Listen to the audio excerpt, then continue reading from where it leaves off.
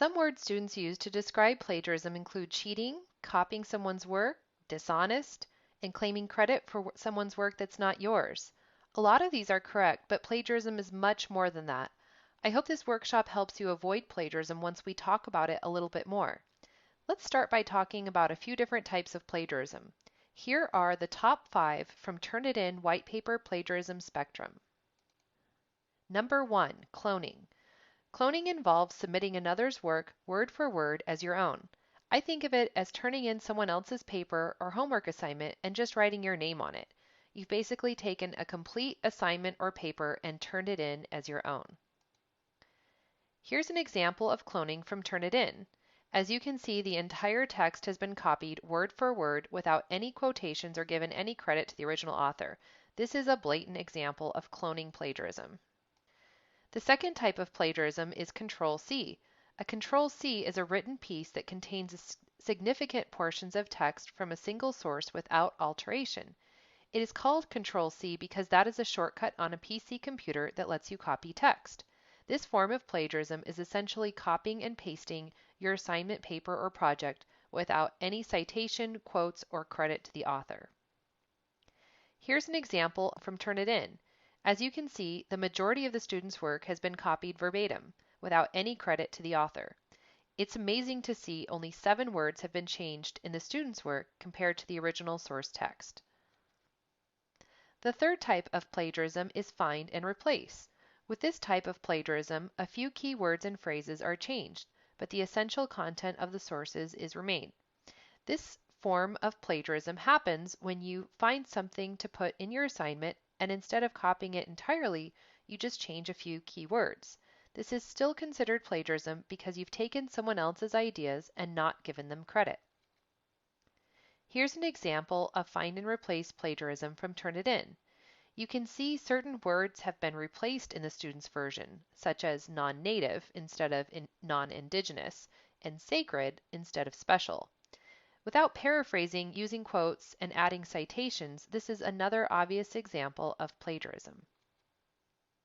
The fourth form of plagiarism is remixing. Remixing involves paraphrasing from other sources and making the content fit together seamlessly. Plagiarism happens when you don't give credit to a source you learned something from. For example, I'm a librarian. I don't know very much about astrophysics. If I was writing a paper on astrophysics, I would need to do research and cite my sources in the paper. All the information learned during my research would be new information that I need to cite. You always need to cite whether the information is in your words or the author's words. Here's an example of remixing plagiarism from Turnitin. Large portions of text are used word for word from the source text. It appears as though other sources were also used. The problem here is that the student has presented the information as their own.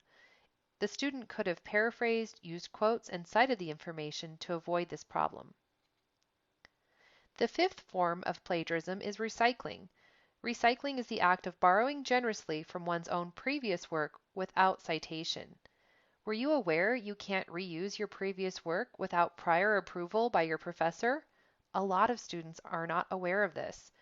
Being accused of plagiarism is an awful experience. We want you to be aware of the various forms of plagiarism so that you can avoid it. In this example from Turnitin, you can see that the student tried to reuse a previous assignment of theirs by just changing a few words. So if the problem is plagiarism, then the solution is not to plagiarize. But in the library, we see that a lot of students don't have the tools they need to avoid plagiarism. That's why we have this workshop. We are hoping that at the end of it, you'll have some tools to help you avoid plagiarism. Let's look at a typical situation. We're at the end of a research paper cycle where Elizabeth has turned in her paper and Professor Smith is reading it. Professor Smith teaches a basic writing class. Elizabeth is one of her students. As Professor Smith started grading Elizabeth's paper, she noticed that Elizabeth's writing still contained some errors that she hoped to fix before the end of the semester. In the middle of this paper, though, Professor Smith came across a paragraph that didn't fit with the rest. It was perfectly punctuated, used complex sentence structure, and included vocabulary she hadn't seen Elizabeth use before. What do you think Professor Smith found in Elizabeth's paper?